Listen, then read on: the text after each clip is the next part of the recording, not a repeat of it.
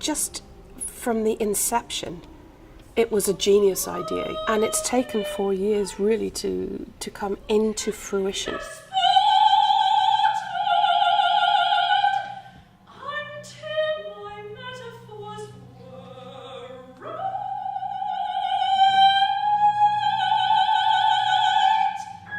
What Canadian Art Song Project is all about is promoting and curating Canadian art song. It's important that we as an organization are, yes, we're trying to kind of break new ground in the genre, but at the same time we're also trying to honor the past. The wonderful thing in working in this repertoire is it stretches such a wide breadth. Most cycles we think of, well, it's one poet, but when you have a collection of poets that reflects this country, Different languages, different regions. then you have many, many voices, which of course in itself is a reflection of this country.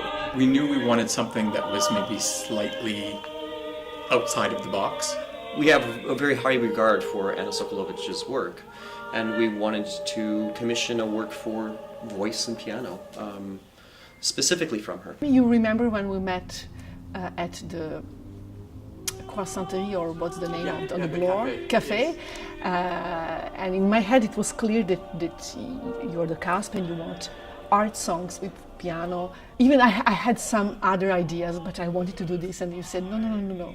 No, we called you because you're Anna Sokolovic, and we want you to be Anna Sokolovic. And I said, what? You're not afraid of me? And you said, no.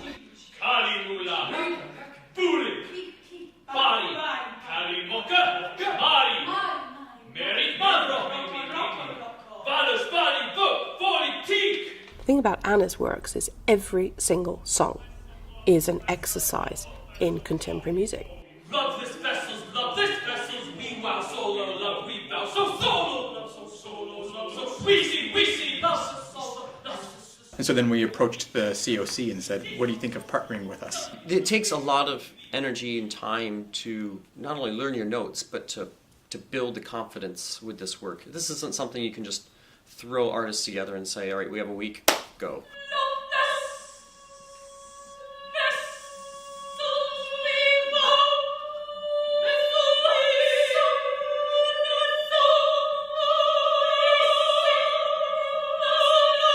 The main challenge for us was having the music and not knowing exactly what to do with it. And for Anna, really, there are no limits. She wants you to push them as far as you can go. You know, it's never comfortable to compose, in my case. I want music to be understood easily. Anna was so flexible, and she was able to really write for the singers and for the performers and make it so unique to our voices. And I think she really brought out the best in everyone through the music. They are so inspiring for me. I change things because of them, and I don't stop to change. I think more experience I have, more I pay attention to what they have to say.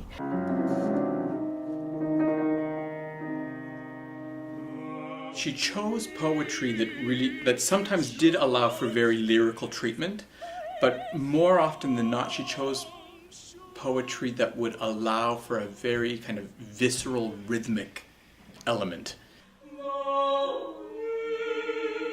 but also really allows text to be front and center, and really kind of working off the combined energy of all 5 of the artists. There is a rhythmic, visceral element to her vocal writing, period. Yeah, that's true. Rhythm is such a kind of driving force in everything that she writes.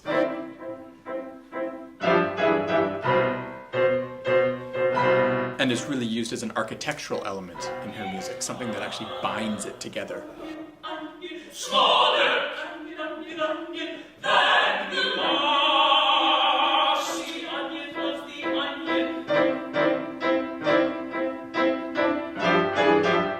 This piece, I think it's maturity. I decided to leave to you or the stage director or anyone to do the order. She gave us basically a package of music and was like, here you go, and do what you will with it, and it can go in any order that you want. We created this order. You might do something completely different in the next hands. This is what we came up with. Every single time somebody does this, it's going to be different. And I hope as equally exciting as the last one. And then we go into vowels. I always think it's nice to have staging, especially with something that's so complicated musically and rhythmically, to have little key points that are staged that kind of reset you. And that's the genius of Anna Theodosakis, who really, she created such a beautiful kind of physical world for every single piece, because each piece it really is a world unto itself. It was difficult to rehearse because every time we started a new song, it was like rehearsing a whole other mini opera. But that means that we all had to figure out a way to create Anna's individual sense of what each of those little microcosms were. Because everything was different, you couldn't just piggyback off another section when you were rehearsing it. It required a lot of focus to shift into another world. Gypsy pygmy jins, shishigi pigs, gypsy pygmy jins, jinx, citristics, right? It pushes your boundaries. Everything that you do pushes your boundaries, and this was kind of like slamming doors open. But as the exploration continued, then they kind of start to see the genius behind what's on the page. And they also realize that as artists, they have to infuse it with every ounce of their being. Otherwise, it's not going to come off the page. That's been quite a beautiful learning curve, to see people flourish and develop their own individual voices.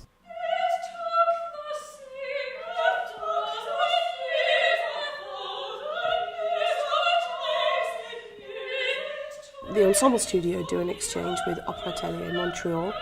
Emily and Danica were part of that exchange, and they do a concert. Given the opportunity, I said, they're there in Montreal, Anna, we must work with them then. And so she got to hear Emily and Danica really do more of their thing. And she was blown away.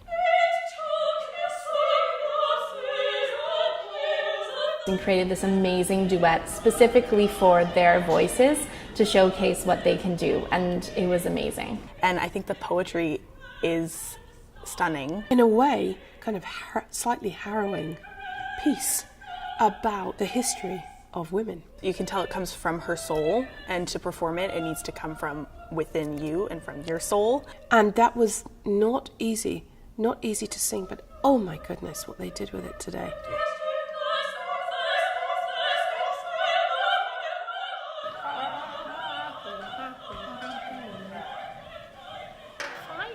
We're not done yet. I don't think our audience necessarily knows all the time what they're going to get.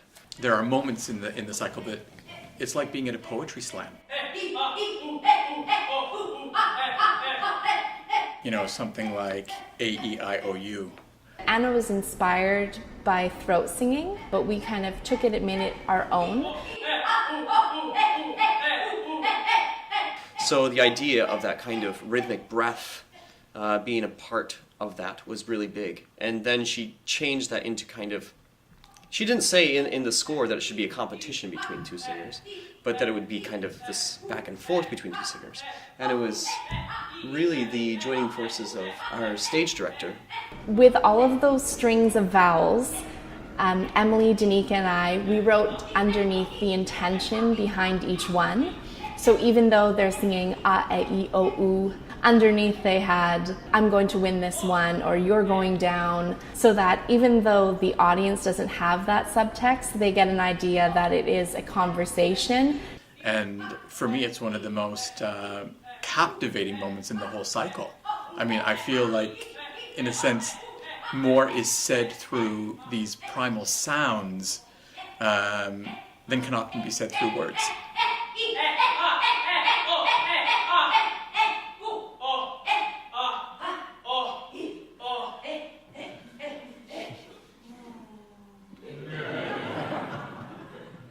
It's good to be challenged. It's good to be challenged. We can't just play Schubert for the rest of our lives. That it's not a reflection of where we are now. And so pieces like this give us that vehicle. For this piece by Anna Sokolovic,